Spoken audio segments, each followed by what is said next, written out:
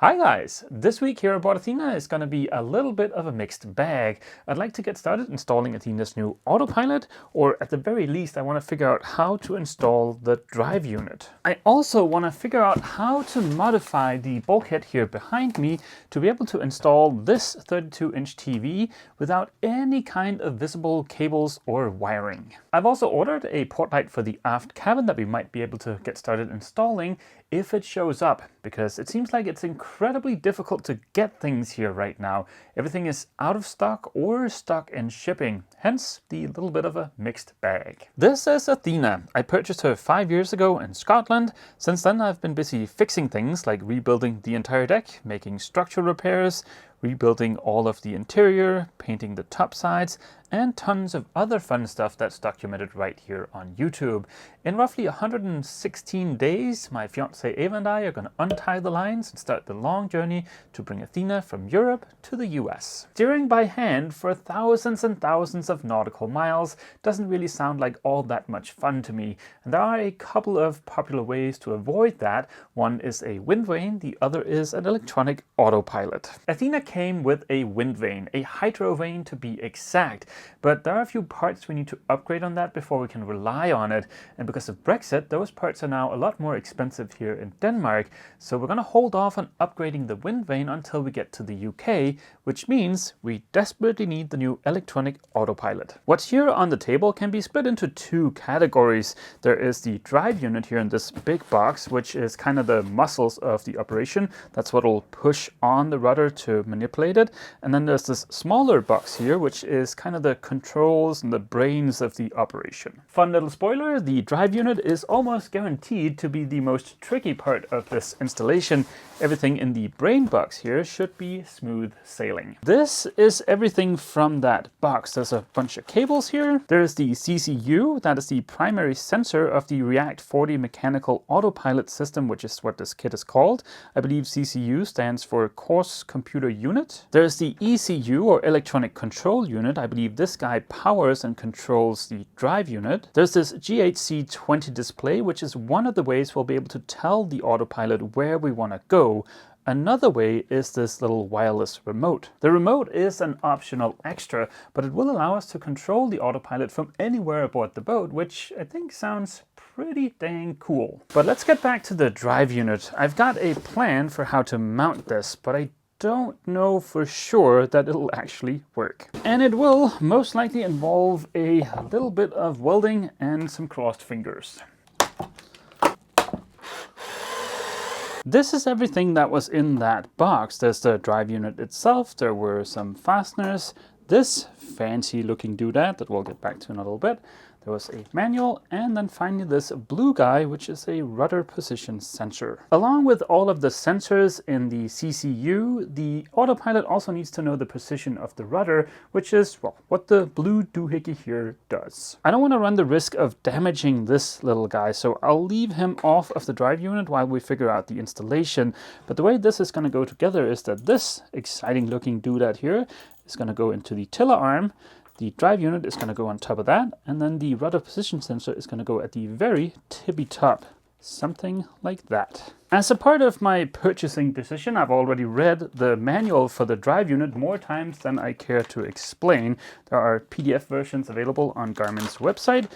But, yeah, let me just show you something in the manual. On page 4, there are a couple of illustrations that tells you all kinds of measurements and angles, or, well, there's only one set of angles, but still, there are a bunch of measurements that are going to come in very useful when we try to figure out where to mount this. Here we can see that the distance from the center of the drive unit to the arm in its fully retracted position is 44.65 centimeters. And there's also this angle here of 10 degrees that we are not supposed to exceed. Welcome to the engine compartment. Way down there at the end you see the tiller arm. That's what we need to connect to. And I think my best bet for installing the drive unit is to build some kind of bracket that I'll through-bolt through the cockpit sole up here and then install the drive unit on that. The only other option I can think of is to install the drive unit out in the aft cockpit locker, but that's going to take up valuable space in there because I need to add a second tiller arm to the rudder stock, and the drive unit is kind of bulky, so it's going to have to be offset quite far from the bulkhead. So yeah, I think the engine compartment is my best bet. Installing or even figuring out where to install the drive unit is gonna be a nightmare because I need to move a ton of stuff, and even when I have moved all of that stuff, I won't really have super good access to the area. And with the little bit of stuff I've already moved, the boat is already very cramped. God dang it. I've got the drive unit just kind of wedged up there to see, and I thought it was going to be close, but yeah, there is not enough room there. Here inside of the cockpit locker is my only real other option. I can mount it to this 18mm piece of plywood, but then I do need a second tiller arm to put on the rudder stock down here. But yeah, that I think should work. So the drive unit will get mounted here, a second tiller arm coming out below the existing tiller arm. That'll be over here and swing this way. Yeah, I think that'll work. This is what I'm picturing, some kind of stainless steel shelf for the drive unit, and then this clamp here represents the new tiller arm. From my little test setup there, it looks like a tiller arm of around 23 centimeters will do. I am probably going to lose a little bit of rudder angle, about 5 degrees, something like that, because of the stroke of the drive unit. There are a couple of big upsides to installing the new drive unit out in the cockpit locker. For one, access is going to be a lot better, and also I think I might be able to reuse the old drive unit, the one that came with Athena with the React 40 brain components, and that means we can have a spare drive unit mounted in place ready to snap into the existing tiller arm in case something goes wrong with the new drive unit. I'll figure out what to do with the new tiller arm. I know Edson Marine in the US makes a spiffy bronze one that's 10 inches that would be basically perfect for this, but with import fees, VAT and tax and shipping and all of that, it gets to be kind of expensive. Now if any of you guys are related to somebody there and you can secure me the friends and family discount, that would very much be appreciated. But yeah, other than that, I know Jefa here in Denmark, they make some tiller arms, but I believe they only make aluminum ones, and I would much rather stick to bronze or stainless. Good evening, guys. It is Friday evening, and today is a little bit of a special day. That has nothing to do with the stuff here in the cart. We'll get back to that later. I'm sure the content of said cart is a complete mystery to everybody. There's no way of telling what's in there. The reason today was a special day was because today was my last day at my day job. In 25 years, since I was 15, I've never not had a traditional job. When I was in school, it was a part-time job, but other than that, I've always had a full-time job. Monday morning when I wake up, I'm not gonna go into an office.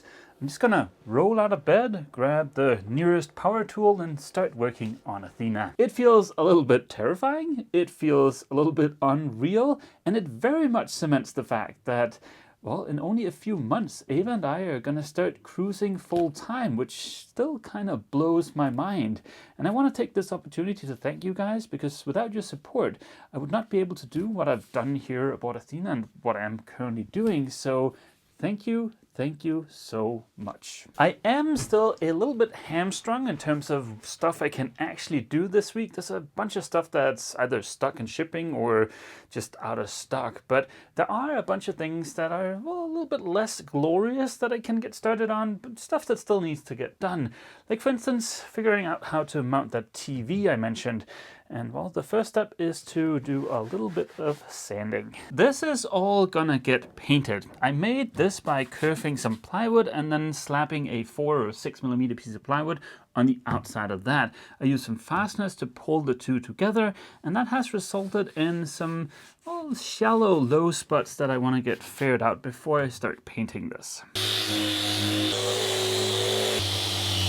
I've knocked down the high spots just to make sure I don't run into any annoying issues when applying more fairing compound, but it doesn't look like there's too many low spots. There's one here and there's a little bit of wonkiness down by the seam here, but other than that, it already looks pretty good. But before I start applying fairing compound, I want to figure out how to mount the TV, like I said, without having any cables be visible. From a feature or a size perspective, this is not a fancy TV, but there are a couple of things that I'm excited about for mounting it on a boat.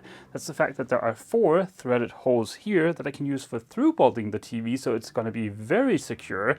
And also, there's only one thin cable that needs to connect to the TV. And that's this little cable here. This will provide both a couple of HDMI inputs and also power to the TV. Now, this cable connects to this little magic box here, which is how you can connect the HDMI inputs.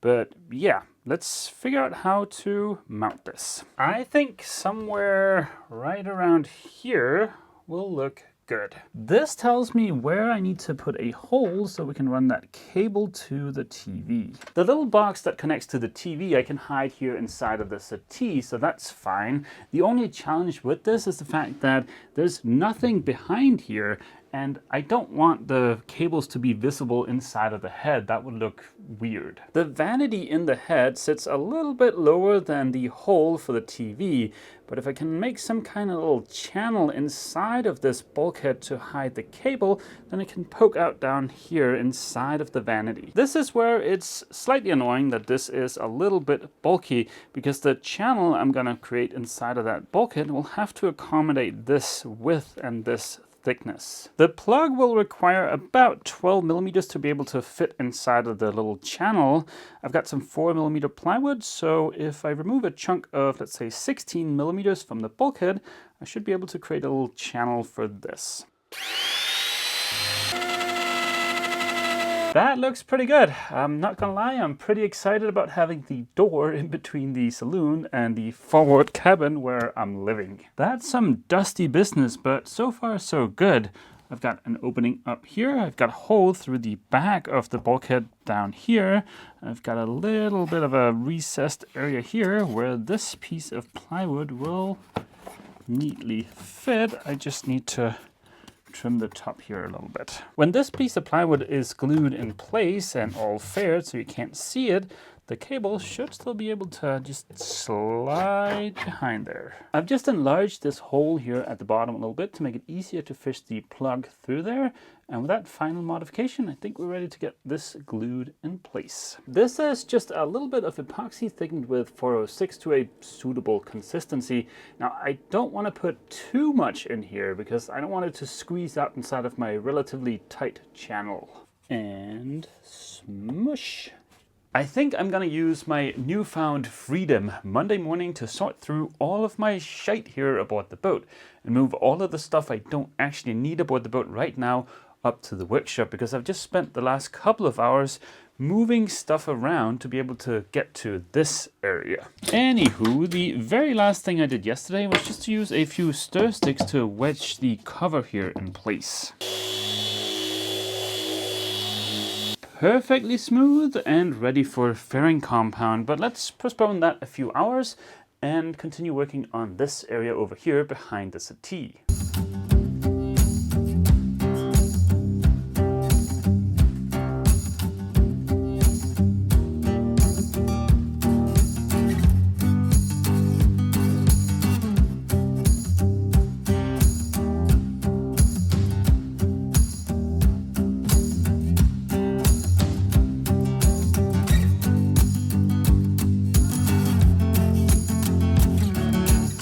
That certainly made this area look a lot nicer. Now, if you're wondering why there is plywood in this area and mahogany over here, it's because this is going to be a little cubby or cabinet, and this is going to be exposed.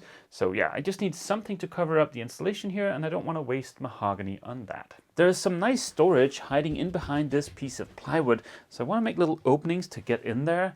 A long time ago, I CNC cut a template for making those holes, and it's here somewhere aboard the boat. Ha ha! This is the template for the hole and the thing that actually goes inside of the hole.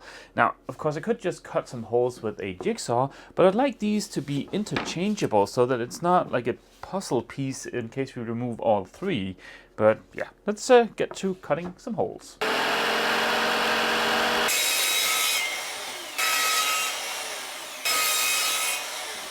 That took basically forever and involved no less than 2 trips to the workshop and 2 trips to the hardware store, but I've finally got this area all roughed out. I don't have any of the insulation behind the plywood yet because I want to prime the inside of the areas first, but yeah, I think it looks pretty good. This area needs to go together in a little bit of a specific order. I need to pull everything back apart.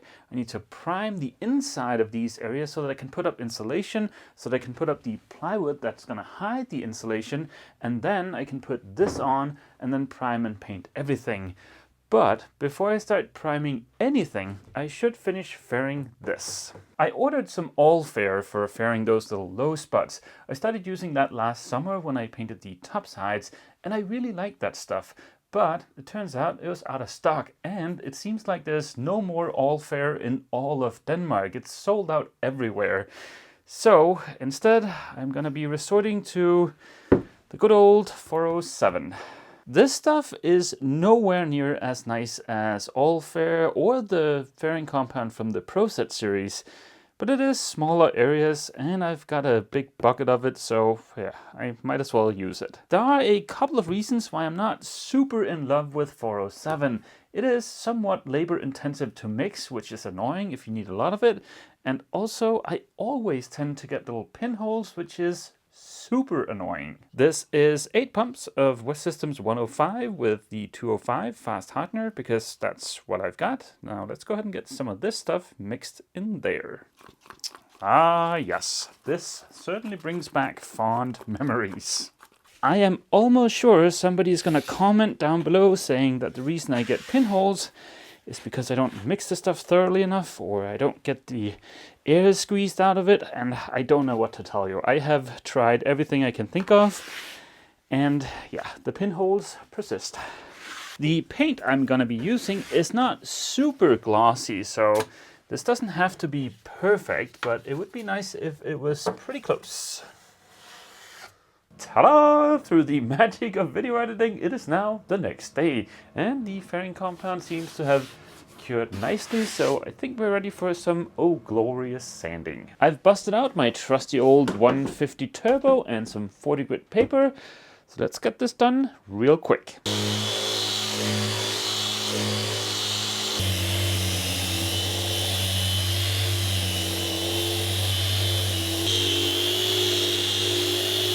While I was at it, I also removed the mahogany slats. I numbered them so that I can bring them up to the workshop and varnish them. It's a lot easier to do up there. There's more room. The very last thing I need to do is just to remove this little bit of plywood, and then we can get to painting. Now, if you're curious about this ugly looking thing, the knee here, that is going to get covered up just as they are in the galley. When finished, it'll look a little something like this.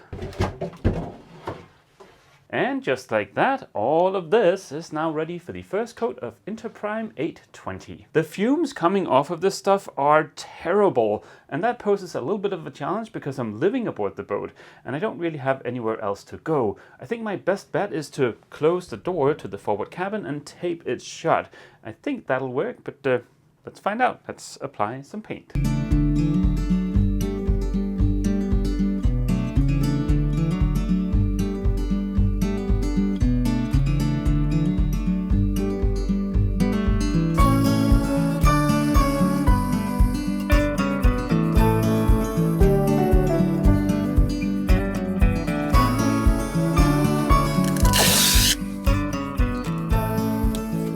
I've taped the door shut and I can't even smell the paint in here, so I think I'm good. If I start drooling uncontrollably in next week's video, you guys will know that, well, maybe I wasn't good. But I ran out of primer while I was painting, so I kind of had to stretch it a little bit, which is why it looks kind of but it's just the first coat, so it's fine. As far as next week, it would be really cool if I could test fit the new anchor to make sure everything fits. I can't install the new windlass yet because I don't have the backing plate yet, and also I want to paint the chain locker before I install the windlass.